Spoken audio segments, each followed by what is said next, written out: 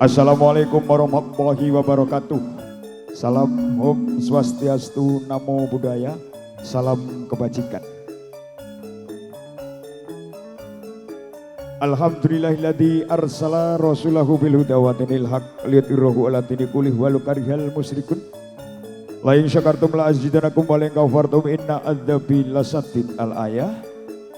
Para lenggah kakung mimah putri kang tansah sinongsong karahayun. Monggo ingkang kaping sepisan kita tansah muji syukur dumateng ngarsa dalem Allah Subhanahu wa taala. Kirana ing kalodhangan dalu punika kita taksih kaparingan bagas waras kalis ing sambikala. Saengga kita saged kempal manunggal nyawiji dadi siji wonten laladan mriki kanthi rahayu diri ing sambikala. Sesepuh bini sepuh ingkang kasepuhaken kang tansah agung mastuti dhateng pepoyaning kautaman kinarya tempo palepuning putra wayah ingkang tansah pono ing pamawas lebda ing pitutur ingkang tansah kinabekten. Bapak Ustad, Bapak Kiai, Ibu Nyai ingkang rinten kelawan dalu cumaket sumanding kitab Wahyu nipun Ilahi ingkang dados tuntunanipun para santri kang tansah kula bekteni. Dhateng kalumpen pangemban-pangembating Syatra Nagari kang dados pandhem-pandheme kula dasih Bapak Lurah saprangkatipun, Bapak RT, Bapak RW. Ingkang kalodhangan dalu punika maringi palilah kula sak konco saking campur sari regesnya jebor sekar gumelar membela yang bayar. Nyadong dawuh tinimbalan ingkang hamengku gati pepundhen kawula Bapa Suyati dalasan Ibunda Listiani. Ingkang kalodhangan dalu punika ngayahi jejiban dados tiyang sepuh mula keramaken putri kinasih ingkang asma Mega Anisatun Harimah SPD. Ingkang sampun jatuh kromo dening Roko Mas Ilham Agung Fitra Agesa SPD. Putra kinasih saking pepundhen kawula Bapa Dr. Andes Gunawan dalasan Ibunda Endang Triyatun. Ingkang mijil saking laladan Karangjati Blora. Mugi-mugi risang temanten sarimbit ingkang sampun kadhaupaken dados keluarga ingkang sakinah mawaddah warahmah tetap saomah ora bakal pisah nanti yaumil kiamah. Amin Allahumma. Amin Allahumma. Matur sembah nuwun gunging panuwun ingkang tanpa pepindhan.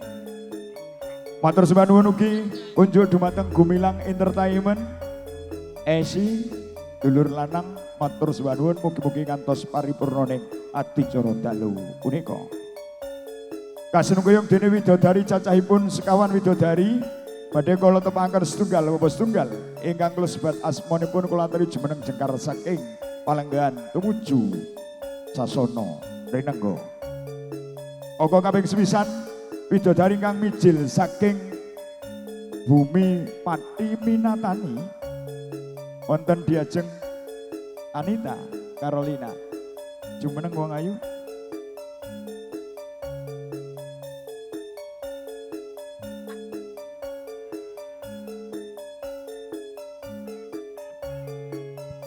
Sehat wong ayu? Alhamdulillah sehat. Alhamdulillah. Raketan rodok kesangsalan ya Mas. Nggih. Aja adoh kok, Nduk. Saya perjalanan karo tengah jam iso dadi 3 jam Mas. Macet dikelet. Macet dan lain-lainnya. Menuju Jepara mulus. Ya. Sayu. Kasusul widodari angka kaping kalih ingkang mijil saking laladan kutha Ukir Jepara. Wonten diajeng Safira jumeneng wong ayu.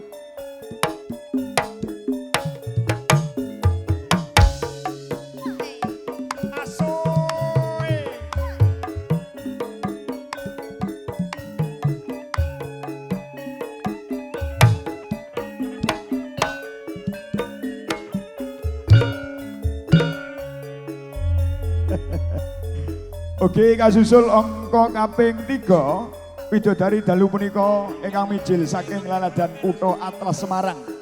Wonten diajeng Tia Aurora.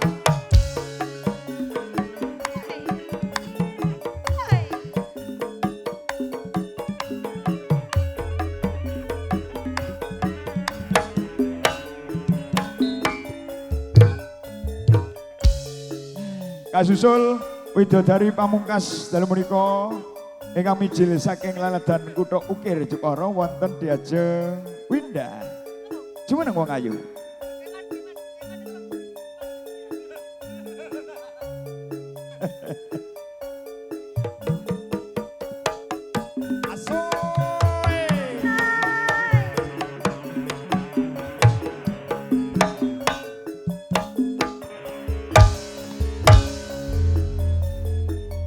Pak Haji Jasman. Tandane tatapangan kalau pribadi MC sing paling buari dhewe sak Indonesia, dua seralalala kata Santi, salam sayang takkan hilang, salam rindu takkan layu, tutwuri handayani terus karya tatane bumi, kanthi nguri-nguri kabudayan Jawi. Atur pambagyo kunjuk dumateng sedanipun lumantar sekar gumelar.